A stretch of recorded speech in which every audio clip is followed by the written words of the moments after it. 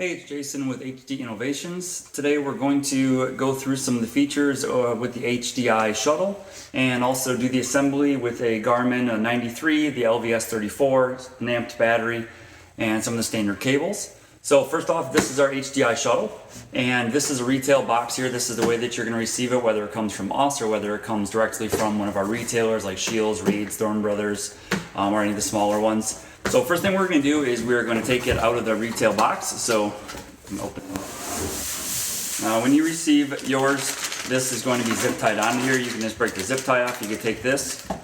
So some of the things that we do a little differently here. Looking at the Shuttle, you might see some similarities to maybe another one out there on the market. The truth is, I designed both of them. Long story short, sometimes partnerships just don't work out. That's fine. Here we are now, so we're going to move forward. And so some of the things, we have a completely integrated switch panel here that is all professionally made, top of the line electronics in here, dual USB port. We have your light that's pre-installed, 10 amp switches, flush mount, inward on your SAE port. Some of these things fully wired, so professionally wired, harness professionally wired right from the get-go. No need to do that. There's not even an option to mess up the wiring if you wanted to. It's very simplistic. Some of the things different, we have T-Track mounted on the top here. This is how we mount our accessories, like the pole holders that are included. You can mount a GoPro mount onto there. We have our own mount for a GoPro coming out here pretty soon. If you have an AquaView reel system, we have some inserts here on the side that you can mount an AquaView reel, and then you can hook that up to your GPS map Garmin and have both video and your live scope. It's full HDPE sheet plastic, indestructible, good down to even the coldest temperatures and up to the hottest temperatures. This is UV treated, UV protected HDP, so it's a marine board. This is the type of plastic you should be using in any outdoor application, or I should say type of HDPE. So what we're going to do here is, first off, we're going to take your hardware and your pole holders out of the package. So here's the pole holders. And set those off to the side for now, and your hardware. Now, if you're one of the first 3,000 people that are going to get one of these shuttles, you will find this little bag here separate from this bag, and this bag very well might just be loosely in the box. We had to add these after the fact. So this is going to be your little screwdriver. It's the world's smallest and cutest screwdriver, and two large washers. And then we'll take the rest of the hardware out. Also within this hardware packet, you're going to find a small Allen wrench like this. You're not going to use this Allen wrench. Let's just call it an extra for the time being. So you can discard it. You can put it right back in the box if you want to, whichever you want to do. So your adorable screwdriver, your washers. What we're going to do, so you should have 4 of these larger washers. I know it's a little bit hard to see, and the sound is not the best inside my shop, but that's okay. So you're going to have 4 of these washers. You're going to have 8 of the screws that are going to hold both the module and the screen on. They're all the same. You're going to have 8 of the nylocks. And then you're going to have 4 of the smaller sized washers as well. Okay. So included in that, you're going to have an Allen wrench here. This Allen wrench is for installing your pole holders. We'll do that in a little bit. So we'll put that over there, and then you're going to have your 5/16 wrench, and then you're also going to have, like I said, your little screwdriver for putting these on. Now, by any means, if you have your own tools, go ahead and use your own tools if you want. We're supplying these tools because of the fact that some people don't have tools. Some people are buying this on their way to the lake. We wanted you to have everything here ready to go, so you can grab it from the store on your way, install your stuff. You can buy the whole setup and put it together in the car if you want to. It's very simple, and you don't need to have any additional tools with you. So, getting into the installation part of it, first thing you're going to want to do is you're going to want to take out these screws that hold on, that close the faceplate. Now these are, again, no tools needed. These are just thumb screws. Don't lose those. So we're going to take these out, and then once we get these out, you'll notice that the front panel just folds right down. Okay? We have integrated hinges into our faceplate so that you don't need additional screwdrivers if you're out on the lake or in the boat to open this up to get to your battery. If you want to go on go camping, ice camping, and you want to switch out your battery at the end of the night, perfectly fine. You don't need any additional tools to do it. So you're going to have a double adjustable Velcro in here. It's adjustable both lengthwise and also height-wise. So you can use any battery that you need. We're going to install a 32 amp hour amped outdoors today. So first thing we're going to do here is we are going to just undo this battery strap. I know you can't see currently, but I'll fix that. We're going to undo this battery strap and just kind of keep that out of the way a little bit.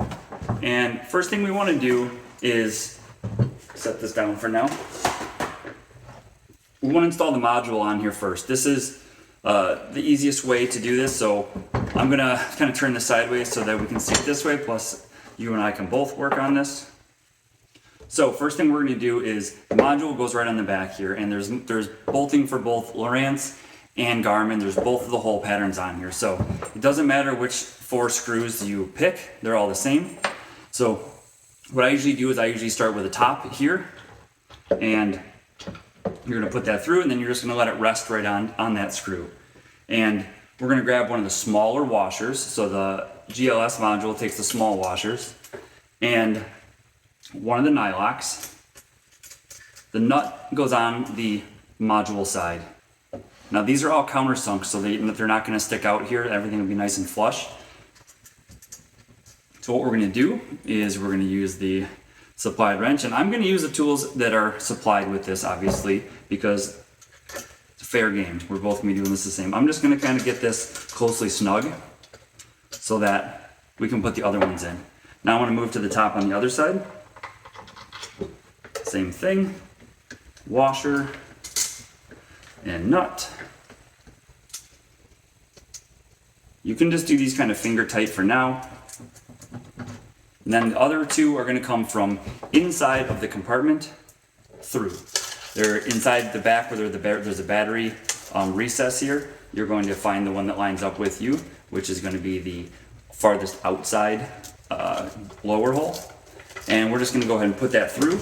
And then in the back, you're just going to kind of line up your hole as you go through and get it stuck right through there. Now this one specifically is going to be a little bit longer. It's not because the screw's any different, it's because the battery pocket inside is recessed back. So what it does is it just makes it a little bit thinner. So you have a little bit more thread sticking through. No difference, no need to worry about that. I'm gonna go ahead and put a nut on this guy.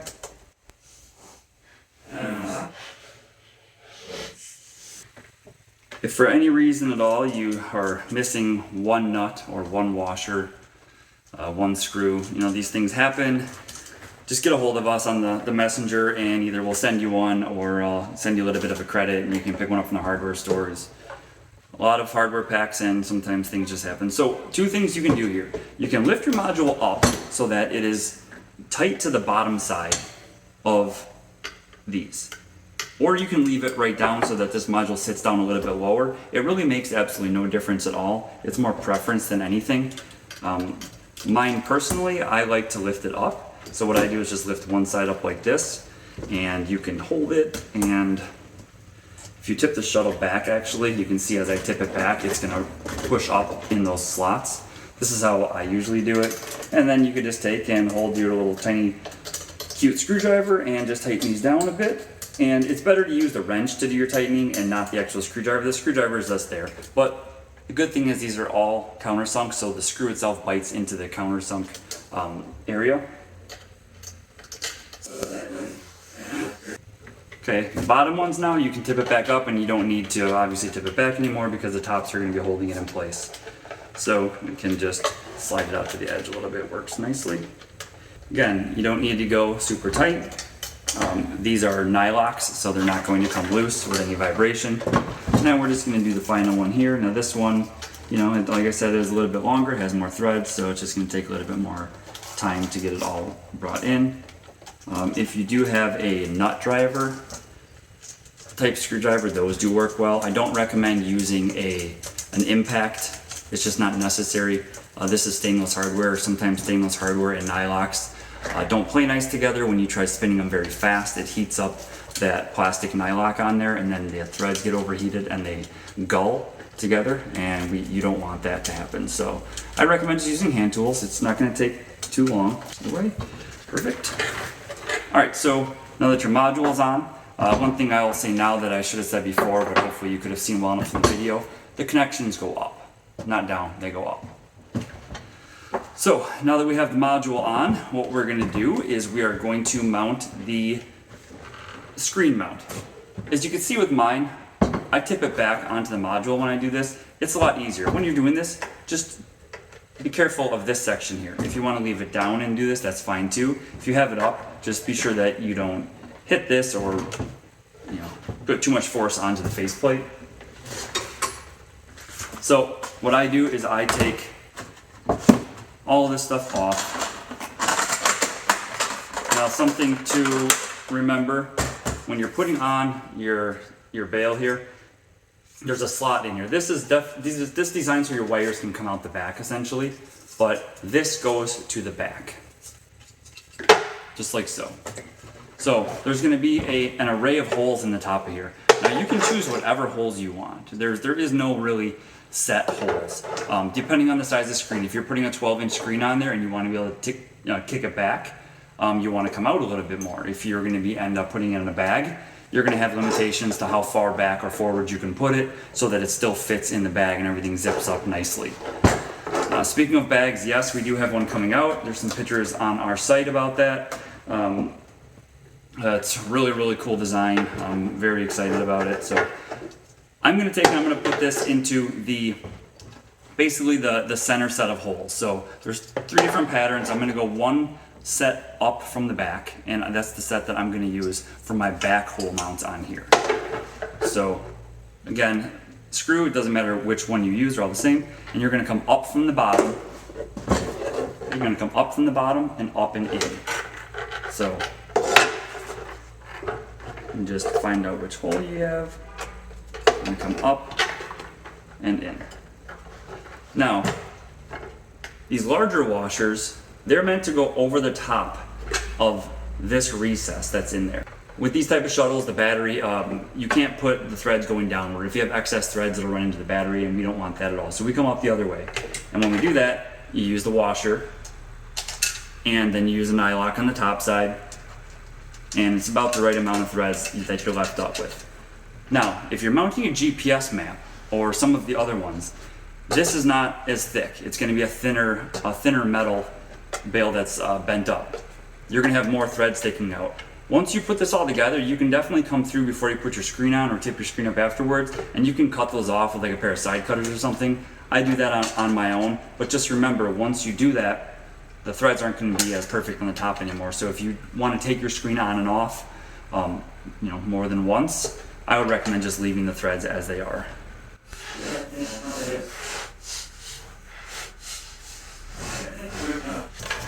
It's very hard to do this that direction, so I'm going to turn it, but just know, not to mention I am right-handed, so it's actually easier for me to do it this way.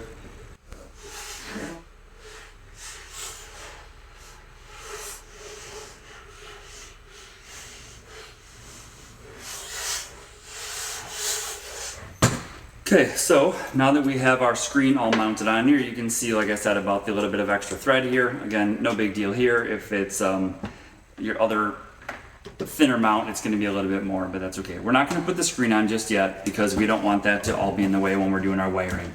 So, next thing we're going to do is some wiring. We are going to actually install the battery first before the wiring, and I'll show you why here in a minute. So, inside this, there's going to be a series of holes where the battery hold down goes. And I'll put a picture up here where this battery hold down goes. Okay?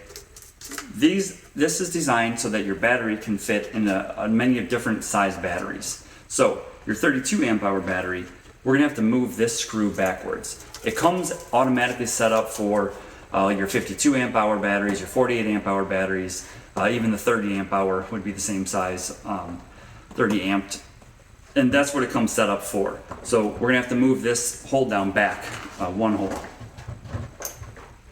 Take your little screwdriver, and it's just gonna be this Phillips screw here in the front. We can pop this guy out. So we're going to take that screw out, and it'll be a screw and a washer, and then you'll have the smaller portion of the strap. So we're going to come in here, we're going to find the hole that's back, so it's the third hole back, and I'm just going to reinstall that into there. I'll do it so you can see here. Find the hole. Okay, so now that we have our screw back in place, we can do the same thing. We're going to hold this top strap out of the way, take your battery. We are going to just slide it right into position here. And it's just kind of it's better if you put it in over to the side. Hold your strap up. And it's a lot easier to do when you're looking straight at the front of the shuttle, not from the side here. But it's okay. Okay. Now that that's in place, one thing you may find, something to watch out for, when you push your battery in there, if it doesn't seem like your battery's sitting back all the way, it's a possibility that the back edge of the strap is just down behind the battery, so it's not allowing it to sit back all the way, which is fine. You can just pull forward on the strap a little bit and it'll just pull it right up and out, and your battery will sit down all the way flush. So once we have that in, what you do is you're going to take this, and you want your buckle for your strap to just come forward and over the edge. If it doesn't come forward and over the edge, you can undo the Velcro on this top part, and you can adjust where that sits. So we just want it to turn over the edge. And when that happens, then you're going to take your strap here, come back up and through your buckle, and we're just going to buckle it straight down like that. And now your battery is completely in place. So on the wiring harness, very simple. This is the part that everyone's going to love. You only have two options. You have option one, which is your red and your black with battery terminals on it, and as you guessed it, that goes right to your battery. Your other option is a black and a green, and these are labeled sonar positive, sonar negative. These are flip switches. These are name brand Wago flip switches. So, or flip connectors, I should say. So you flip these little tabs upward. And when you flip the little tab upward, it allows you to stick the wire in, and then it locks it back into place. So you have two openings per connector, and that allows you for either your Garmin and your GLS, your Lowrance and your module. Humminbird will just have one. Actually, Humminbird does have two wires because the transducer is a separate one. Either way, you have options to hook up any of that stuff right there. So we're going to hook up the battery terminals.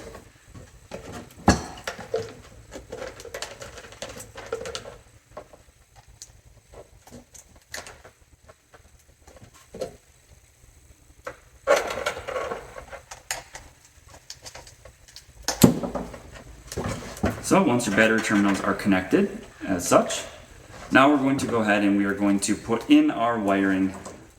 First thing we're going to do is you actually want to install your network cable first. So the network cable, a couple different ways to do this. Essentially, the small end of it has to end up going to your module. The big end of it has to go to your screen.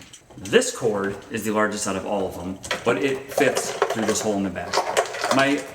You want to put this in first. If you put the largest one in first, then you have plenty of room to get it up and through. We didn't use a very large opening in the back here because of the fact that I don't want a whole bunch of snow and ice and water and everything else going down this hole all the time, but to keep it as small as possible. So if you take this and you leave it out to approximately coming to about the front of the shuttle, maybe a little bit more, you can always stick that excess back down in there. Now we're going to take the rest of this wire. This is not as intimidating as I'm making it look. And this is going to come out through the back, and we're going to come through the middle of this opening and to your network cable. So I'm going to spin it around so you can see. So we're going to come through the middle, and then it's going to connect to the network port on the GLS module. When you look on here, there's a little indicator mark here, and there's a little indicator inside here. Those go together. Don't force these in. If they're not going in nicely, then something's not right. So as you can see, if you push it in, you can turn it a little bit, get it lined up, and it just falls right into place. And we want it to push all the way down. You don't want to have to pull it down with the threads. That's not the game. It's not how you want it to work. So that can go onto there, and your cable can just naturally sit just like it is. Again, your other part of your network cable can just lay loose for now. So at this point, we can take and we can tidy this up. The goal is that you want it to wrap around in here nicely and have plenty of room. So what I suggest doing is coming in and just making a little loop. And if you make a loop that's about the size of your hand, it's gonna fit in there very nicely. So if you coil it up nicely like this, and once I get it coiled about to the size of my hand, you're gonna have your cables here. I usually just take these and I give them a little squish so that they're kind of flat. And I prefer using like your bread tie styles. Zip ties, you know, everyone says, you know, you're not supposed to use them. I don't use them because I don't want to have to cut them later, and this is just simple. So you can take this. It comes with, if you're buying this stuff brand new, everything comes with, you know, twisty ties like this on it already. So it's pretty simple just to use these and give them a little twist, just enough to hold things nicely in place. And then in the end, you make sure this is right. You can push it right back in here, and it's going to stow really nicely. You can turn it sideways if you want, and you can go all the way to the back. So you can see how much room we have inside this compartment. There's plenty of room inside here. This can end up getting pushed down in, snugged up a little bit, you're good to go. Now your power cables, same kind of situation.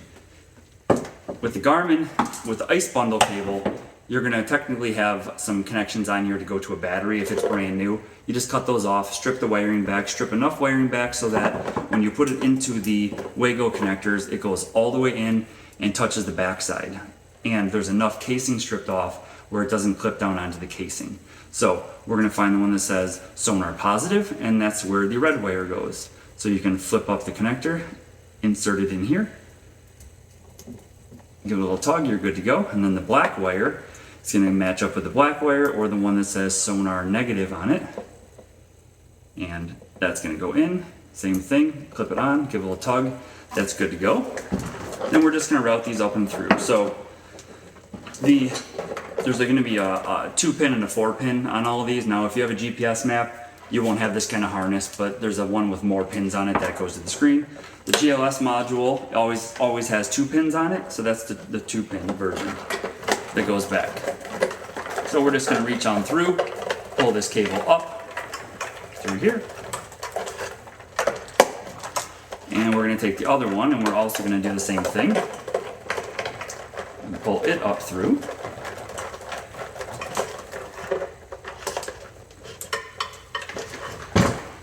Now, again, you want this to just tuck into the back, and it has plenty of room. I can't stress it enough. If you have regular wiring that comes with your electronics, that's perfectly fine. That's what I normally run. I don't normally run these. I just run whatever comes with the screens, and there's plenty enough room to wrap everything up, and there's no problems at all. So we're going to take the one that has 2 on it, the 2 pins, that goes to the GLS. Same thing, we're going to line up the little indicator marks together, and this just slides down into place.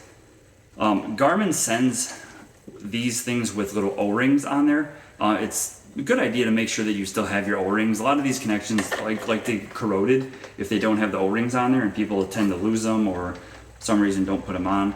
So we're going to go ahead and we're going to hook up the power. We're just going to follow right back through the middle here. You can tuck that back down inside. And then the power for your screen can just, same thing, it can just kind of get pulled up and routed out here for now, and we can tuck all the excess right down inside the shuttle here in a minute. So now that we have our powers out and everything's in here, you can just tuck these back a little bit, make sure they're all good, and we're just going to close up the front panel, and we are going to go ahead and find our thumb screws. And we are going to put the thumb screws in. Now when you put the front panel on here, this is a hinged front panel so that it contours.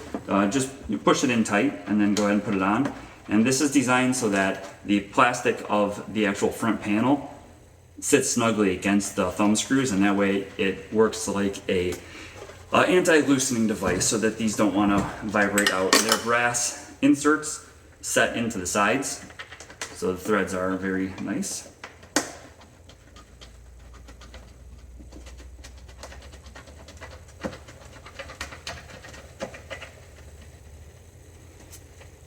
Okay, so now that you have that on, you can test your power if you'd like. Okay, power comes on, you have that. Light lights up, nice blue, good deal. Shut all that back off.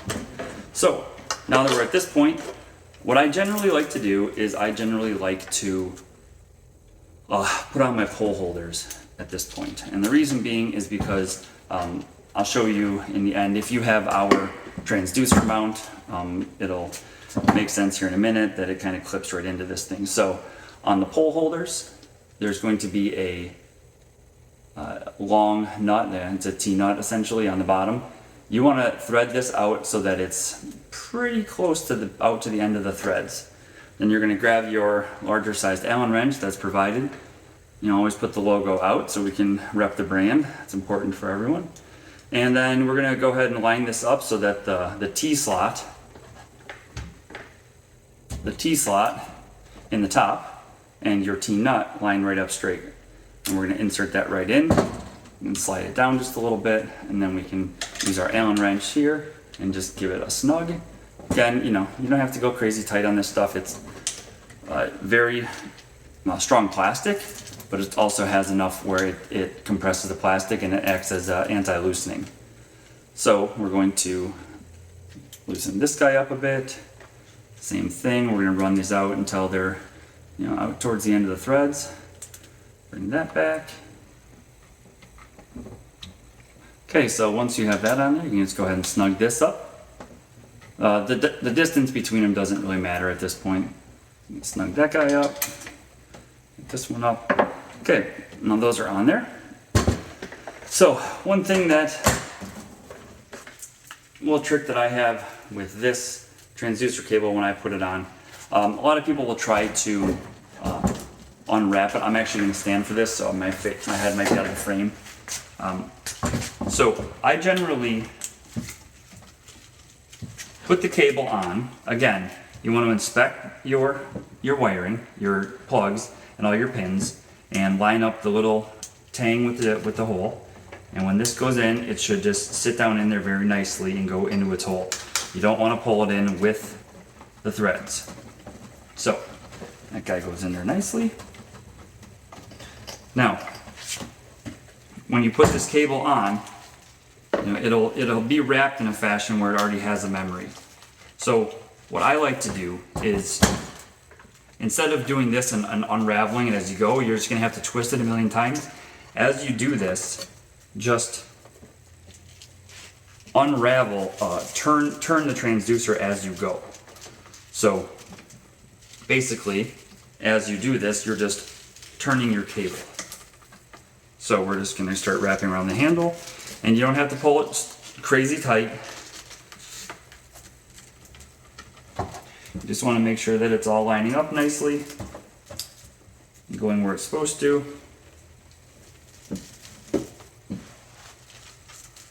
So I usually start at the top and work my way to the bottom.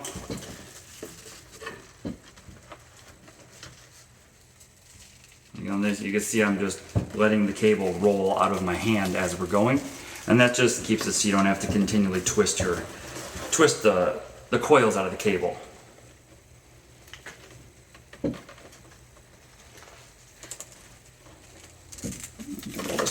Roll this back up a little bit.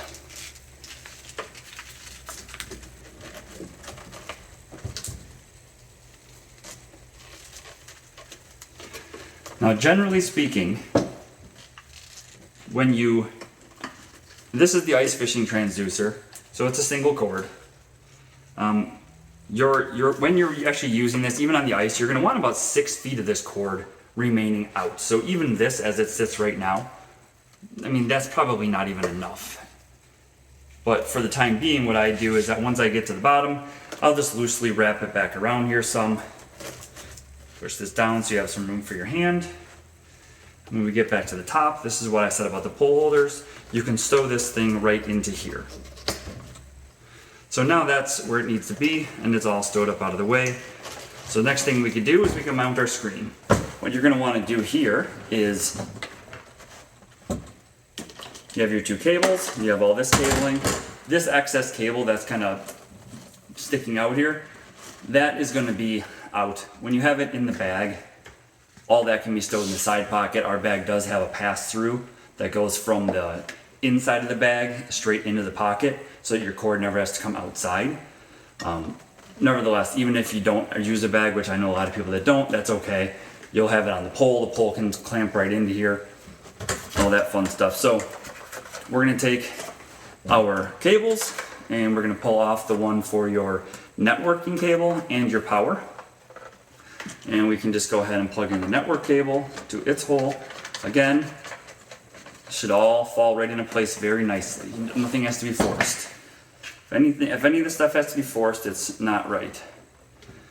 The power will have your 4 pins. You line up that little tang with the tank, and it should fall into place nicely. And the threads should just roll in very nicely. Perfect. Now we're going to go ahead and we're just going to get these into position and mount this right down onto its screen mount. Push it all the way back into place. And there you go. And then this is where I said, depending on what you do with your screen, how you want it, you can move it forward or back on these holes that are positioned in here. So for me, I know that I don't really move my screen very often, and if I do, I most certainly don't go all the way forward with it. So I just run it a little bit farther back so that you can, if you want to, you can tip it up or down. And even so, most of this cable is moved back out here, so you're gonna come back forward, all good to go. If you mount it on the farther one out, you have lots of room back here, so you're all good to go that way. So we're gonna mount that into place. And the moment everyone was waiting for, now we get to actually fire it up. I recommend keeping your little Allen wrench along with your adorable little screwdriver, so we all know you want to keep that. And if you want to keep your little 5/16 wrench too, if you don't have a better one, then put them right back in the little package here, and you can keep them for another day. That's the shuttle installation. If you have any questions at all, feel free to reach out to me on the website. You can, my number's on there, my cell number's on there. You can call me with any questions you might have. Right into our website chat, email, any of that contact stuff. Customer service is extremely important to me, as many of you know, because you dealt with me before. So anything that you might need, hit me up.